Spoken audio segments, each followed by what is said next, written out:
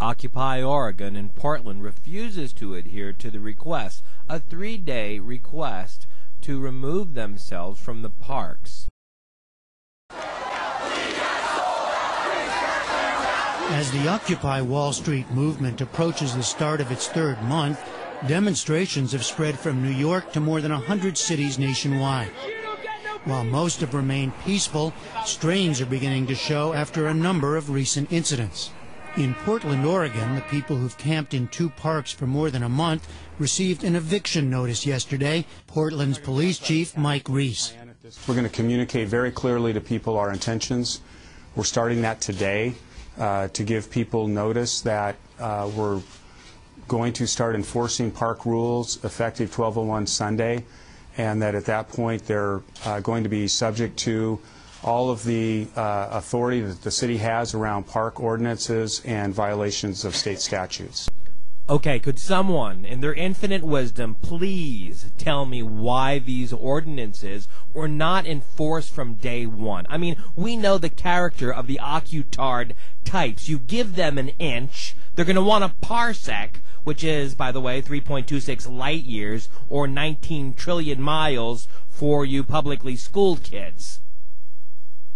Police said the sites have been plagued by a series of problems, including multiple assaults and 2 fatal drug overdoses. And on Wednesday, a man was arrested on suspicion of throwing a Molotov cocktail the night before, doing minor damage at the city's World Trade Center. The building is located 1 block from the 2 parks that have been home to Occupy Portland. In Portland, where, as we said, officials have called for an eviction this weekend, both sides appear to be facing a decisive moment, one that is being watched around the country. We hear from Portland's mayor, Sam Adams, and a representative of Occupy Portland, Jim Oliver. He serves as the group's city liaison.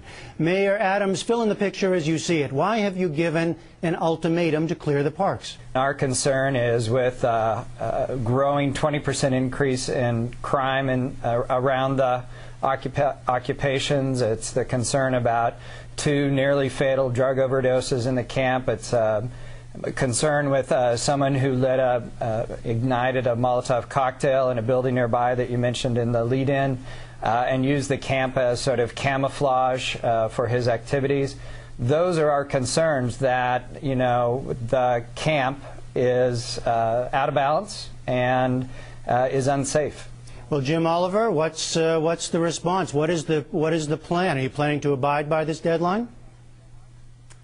The mainstream media has been talking a lot about these everyday actions and petty crimes committed by economic refugees in an effort to detract from the message of the Occupy movement. We've been staying focused on our message of social change, trying to call attention to who the real criminals are in our society. People like Jamie Dimon, the CEO of J.P. Morgan Chase, gave himself a $19 million raise last year, while thousands of Americans are being thrown out of their homes.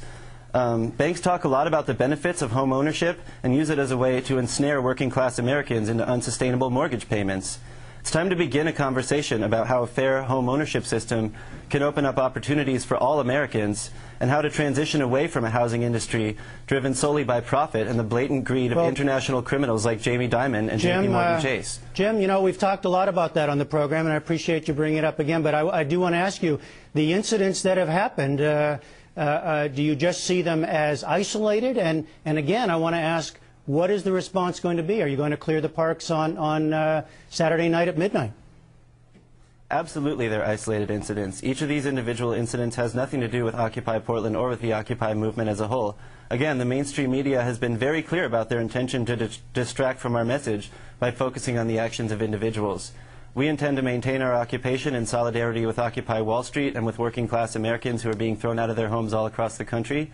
We've seen an effort by many different city governments to try and shut down different facets of the Occupy movement. We've seen the Occupy movement standing strong for several weeks now, and we as Occupy Portland will continue to stand strong. Well, so Mayor Adams, it sounds as though you're facing a group that's going to stay there. How far are you planning to go to clear the park? In some cities we've seen officials back off, and others we've seen some violence. What are you planning to do?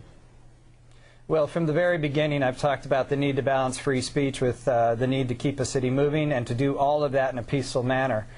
We've had to take 3 police actions, one to clear a street, one to prevent an expansion of the overnight protest, and another to assist the federal government in an adjacent park.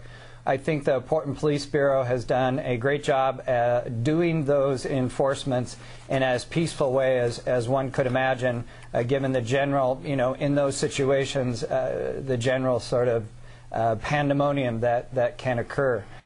As a mayor, I have to balance, that freedom of speech and the desire to protect freedom of speech with just basic protecting, people's lives. And I'm not going to wait until somebody dies of a drug overdose, and I'm not going to wait until someone is seriously hurt. When the details of the drug overdoses, the details surrounding the individual that ignited the Molotov cocktail, when I have homeless and homeless youth advocates telling me that this is a very unsafe situation, I listen to that. I have to weigh that against the fact that they might be isolated or there's something about the camp that is inherently unsafe. And in the end, I had to make that judgment, and my judgment was the camp itself is inherently unsafe. And the folks that have added themselves in to the original organizers of Occupy Portland, and there are folks like Jim and others who've stood up and given a lot of effort, put a lot of time and effort into making the camp as safe as possible.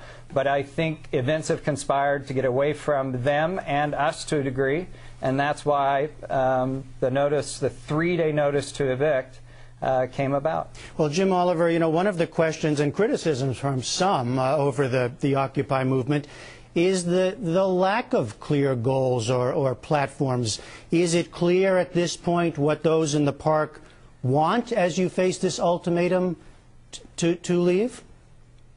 Absolutely. We are petitioning our government for a redress of grievances, as is outlined in the First Amendment of the U.S. Constitution. Our encampment is firmly entrenched in Chapman and Lonsdale squares, and we intend to stay there. We've called for an Occupation Fest 2011 that is starting on Saturday evening. Every citizen of Portland is invited to come down and join us for dancing, music, a potluck, games. We expect thousands, and we will be holding the parks peacefully in solidarity with our movement all across the country, and we expect to remain indefinitely. And Mayor, from you very briefly, you said you're worried. Are you worried about the reputation of your city at this point if things do get violent? We're going to, from the very beginning, our goal has been to deal with this movement, this protest in a peaceful way. I feel like we have to a great degree up to this point, and that is our goal moving forward to enforcing the notice of eviction. Those people that want to get arrested for civil disobedience purposes, we have facilitated that before. But the location and the way that this camp is set up and just other events have conspired that this is an unsafe situation. And it's not just about the fact that it's on the doorstep of City Hall. We take these kinds of enforcement actions all over the city, all the time as the need arises. All right. Portland Mayor Sam Adams and Jim Oliver of Occupy Portland. Thank you both very much. PBN, for news that affects America. Join us on our live show at pushbacknow.com.